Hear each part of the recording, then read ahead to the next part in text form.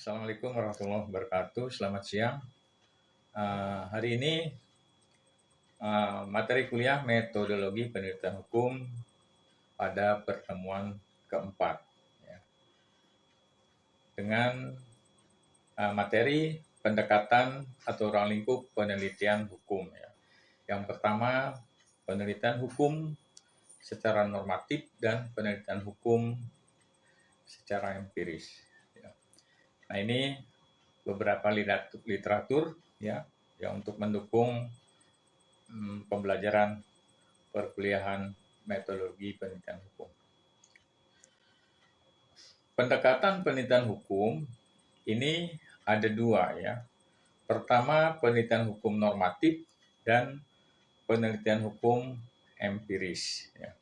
Pendekatan penelitian hukum normatif ini adalah penelitian hukum dimulai dengan melakukan penelusuran terhadap bahan-bahan hukum sebagai dasar untuk membuat suatu keputusan hukum atau legal decision making terhadap kasus-kasus hukum yang konkret.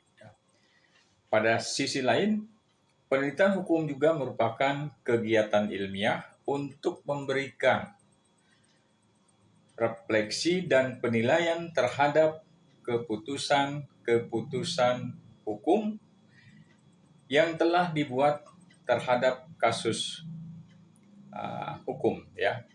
Jadi terhadap kasus hukum yang pernah terjadi atau akan terjadi, ya. Jadi pada masyarakat yang pada masyarakat modern ini yang dinamis dan struktur masyarakat yang semakin kompleks. Keputusan hukum atau legal decision tidaklah semata-mata hanya disandarkan pada pertimbangan normatif hukum, tetapi juga memperhitungkan faktor non-hukum lainnya. Nah, cara pendekatan atau approach yang digunakan dalam suatu penelitian normatif akan memungkinkan seseorang peneliti untuk memanfaatkan hasil-hasil temuan ilmu hukum empiris dan ilmu-ilmu lain untuk kepentingan dan analisis serta eksplanasi hukum tanpa mengubah karakter ilmu hukum sebagai ilmu hukum normatif. Nah, berbagai bahan hukum banyak yang memiliki sifat empiris seperti misalnya perbandingan hukum, sejarah hukum, dan kasus-kasus hukum yang telah diputus oleh pengadilan tentunya.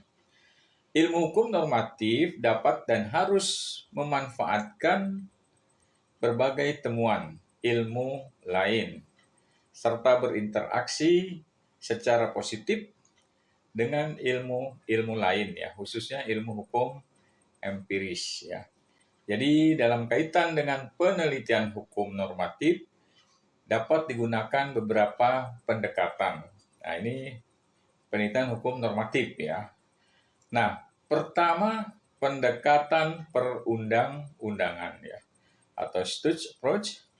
Yang kedua pendekatan kasus, ya, case approach. Yang ketiga pendekatan historical approach. Keempat pendekatan perbandingan, comparative approach. Kelima pendekatan analitis, ya, analytical approach. Keenam pendekatan conceptual approach, dan terakhir 7 pendekatan filsafat, ya, philosophical approach, ya. Cara pendekatan tersebut dapat digabung sehingga dalam suatu penelitian hukum normatif, ya, dapat saja menggunakan 2 atau lebih pendekatan yang sesuai. Misalnya pendekatan perundang-undangan, pendekatan historis, dan pendekatan perbandingan, ya. Contoh pendekatan perundang-undangan, ya. Stage approach, ya. Suatu penelitian normatif tentu harus menggunakan pendekatan perundang-undangan. Karena yang akan diteliti akan berbagai, jadi yang akan diteliti ini adalah berbagai aturan hukum yang menjadi fokus dan merupakan tema sentral suatu penelitian. Ini bahan hukum utama dalam penelitian normatif ya. Kita ambil contoh seperti Undang-Undang Nomor 2 Tahun 2002 tentang Kepolisian, Undang-Undang Nomor 31 Tahun 1999, Jungto Undang-Undang Nomor 20 Tahun 2001 tentang Tindak Pidana Korupsi atau Tipikor, Undang-Undang Nomor 15 Tahun 2002 tentang Tindak Pidana Pencucian Uang, dan Undang-Undang Nomor 35 Tahun 2009 tentang narkotika. Contoh lain, pendekatan kasus ya, case approach. Pendekatan kasus dalam penelitian normatif tujuannya adalah untuk mempelajari bagaimana norma-norma atau kaidah hukum dilakukan dalam praktik hukum, kasus-kasus yang telah diputus sebagaimana yang dapat dilihat dalam jurisprudensi terhadap perkara-perkara yang menjadi fokus penelitian. Jelas, kasus-kasus yang terjadi adalah bermakna empiris.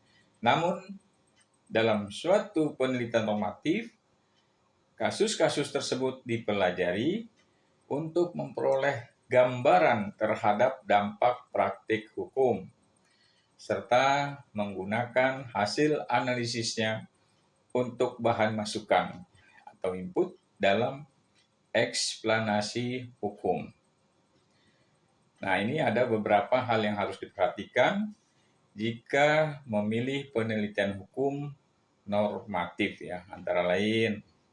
Yang pertama, identifikasi objek penelitian. Kedua, perhatikan minat dan bakat. Ketiga, penguasaan terhadap asas-asas dan teori hukum ya.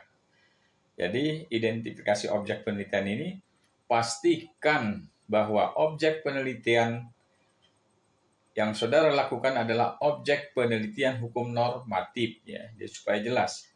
Nah, hal ini penting karena salah menentukan objek akan berpengaruh pada penggunaan metode penelitian. Yang kedua, perhatikan minat dan bakat ya.